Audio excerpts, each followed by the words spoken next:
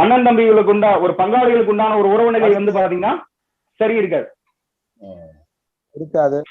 ஆமா, சொத்து சம்பந்தப்பட்ட சொத்து அப்படிங்கிறது செவ்வாய் குறிக்கும்.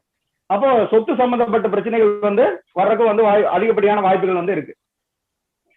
செவ்வாய் கேளுவோ அல்லது செவ்வாய் ராகுவோ இருந்தாங்க அப்படின்னா, ராகு அப்படிங்கிறது இவர் ஏதாவது ஒரு இடத்துல வந்து பாத்தீங்கன்னா நிலத்தை வந்து அவங்க இழந்துட்டு இருப்பாங்க. கேது அப்படிங்கிறது அது ஏதோ ஒரு வழக்குல இருக்கும். நிலம் அப்படிங்கிறது ஒரு வழக்குல இருக்கக்கூடிய ஒரு அமைப்பு வந்து பாத்தீங்கன்னா அதுல இருக்கும். சரிங்களா? இதே வந்து பாத்தீங்கன்னா கணவர் பெண்கள் ஜாதகத்தில் இருந்துச்சுன்னா கணவர் எப்படி இருப்பாரு? இருப்பாரு சார். பிடிவாத குணமா இருப்பாரு. பிடிவாதமா இருப்பாரு. எதையுமே வந்து பாத்தீங்கன்னா பிடிவாதம் பிடிச்சிட்டே இருப்பாரு. எதுக்கு எடுத்தாலும் வந்து பாத்தீங்கன்னா பிடிவாதம் பிடிச்சிட்டே இருப்பாங்க. இப்ப அவங்க வீட்டுல போனா என்ன அமைப்பு இருக்கும்?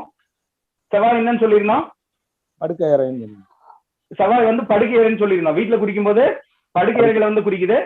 செவ்வாய் வந்து படுக்கை அறை குறிக்கிறதுனால கேது பிடியில் இருந்துச்சுன்னா ரொம்ப சின்னதா இருக்கும். ராகு பிடியில் இருந்துச்சுன்னா வந்து பாத்தீங்கன்னா பெருசா இருக்கும்.